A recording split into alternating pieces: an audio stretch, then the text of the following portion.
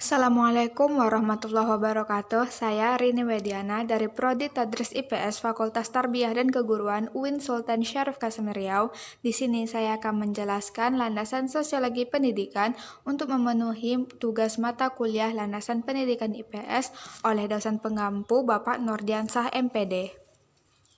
Ilmu sosiologi memiliki peran yang penting dalam pendidikan sebagai acuan atau dasar dalam rangka mencapai tujuan dari pendidikan dasar atau acuan disebut dengan landasan.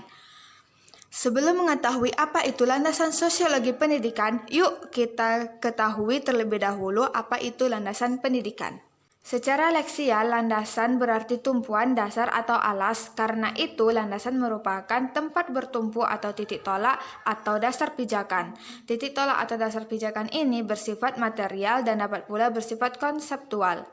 Konsep pendidikan pula dapat dipahami dari dua sudut pandang. Pertama, dari sudut praktek sehingga kita mengenal istilah praktek pendidikan, dan kedua dari sudut studi sehingga kita kenal istilah dengan studi pendidikan. Landasan pendidikan adalah asumsi-asumsi yang menjadi dasar pijakan atau titik tolak dalam rangka praktek pendidikan dan atau studi pendidikan.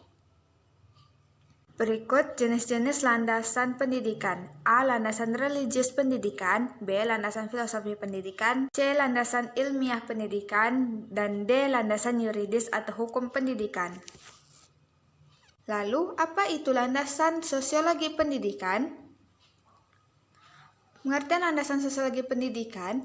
Landasan sosiologi pendidikan adalah acuan atau asumsi dalam penerapan pendidikan yang bertolak pada interaksi antar individu sebagai makhluk sosial dalam kehidupan bermasyarakat, dan juga menjadi titik tolak dalam rangka praktek atau studi pendidikan yang bersumber sosiologi.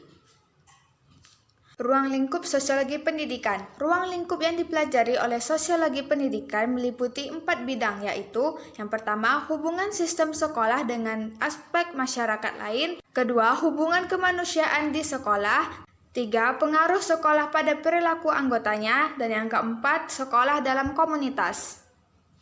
Pembahasan terkait ruang lingkup sosiologi bisa ditinjau dari pendekatan. Yang pertama, pendekatan tujuan sosiologi pendidikan. Ruang lingkup berdasarkan tujuan sosiologi pendidikan sehingga dapat disusun sebagai berikut. Yang pertama, sosiologi untuk guru. Yang kedua, sosiologi sekolah. Dan yang ketiga, sosiologi mengajar.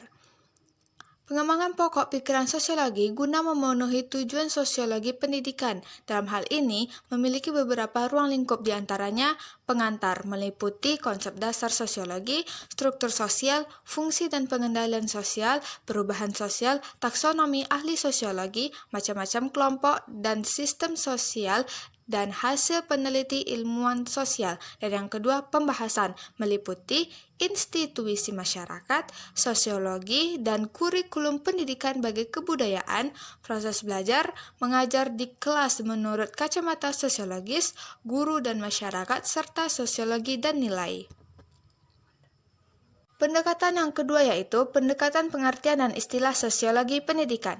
Ada beberapa istilah sosiologi pendidikan yang pernah digunakan, diantaranya Social Foundation of Education, Educational Sociology, Social Education, School and Society, dan Community Relation. Pemakaian istilah ternyata mempunyai konsekuensi logis terhadap ruang lingkup sosiologi pendidikan. Berikutnya, peran penting sosiologi sebagai salah satu landasan pendidikan. Peran penting sosiologi sebagai salah satu landasan pendidikan harus mengacu pada teori, prinsip, dan konsep dari sosiologi pendidikan. Menurut Wiraji, sosiologi pendidikan meliputi interaksi guru-guru dengan siswa, dinamika kelompok kelas dan di organisasi intrasekolah, struktur dan fungsi pendidikan, dan sistem-sistem masyarakat, serta pengaruhnya terhadap pendidikan. Setiap kelompok sosial memiliki dinamikanya sendiri-sendiri yang disebut dengan dinamika kelompok. Dinamika ini bermanfaat bagi setiap kelompok untuk menunjukkan kelompoknya. Ada dua teori untuk meningkatkan produktivitas kelompok sosial, yaitu teori struktural dan juga teori konflik. Berikutnya, implementasi landasan sosiologi dalam pendidikan Indonesia. Sosiologi berpandangan bahwa perilaku manusia tidak bebas, melainkan mengikuti pola yang kontinu, dan pola itu sebagai pengatur perilaku adalah nilai-nilai yang ada dalam masyarakat.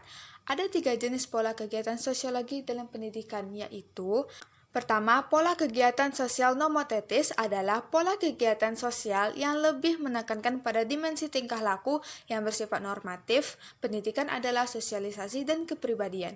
Yang kedua, pola kegiatan sosial ideografis adalah pola kegiatan sosial yang lebih menekankan pada dimensi tingkah laku yang bersifat individual atau perseorangan. Dan yang ketiga, pola kegiatan sosial transaksional adalah pola kegiatan yang mengutamakan keseimbangan berfungsinya dimensi tingkah laku, nomotetis, dan ideografis. Implementasi landasan sosiologi dalam pendidikan bisa dilaksanakan dalam beberapa kegiatan sosiologi dalam pendidikan, di antaranya sosialisasi anak-anak dalam pendidikan, proses sosialisasi anak-anak di sekolah, kelompok sosial dengan berbagai bentuknya termasuk sekolah, dinamika kelompok, nilai-nilai yang ada di masyarakat, serta kewajiban sekolah untuk mengembangkan aspek itu pada diri anak-anak, peranan pendidikan dalam masyarakat atau sosial, dan dukungan masyarakat terhadap pendidikan. Implikasi landasan sosiologi dalam pendidikan Indonesia. Implikasi dari landasan sosiologi terhadap pendidikan adalah A. Pengembangan teori pendidikan, yaitu mendorong lahir dan berkembangnya sosiologi pendidikan.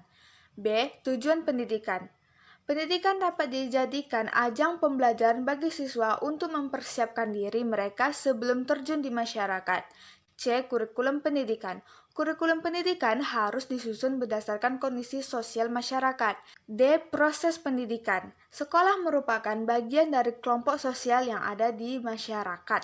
Maka dari itu, dalam sekolah harus melaksanakan nilai-nilai yang dibuat dan disepakati oleh masyarakat yang bersumber dari norma, perintah, agama, dan pengetahuan. Sekian penjelasan dari saya. Terima kasih atas perhatiannya. Assalamualaikum warahmatullahi wabarakatuh.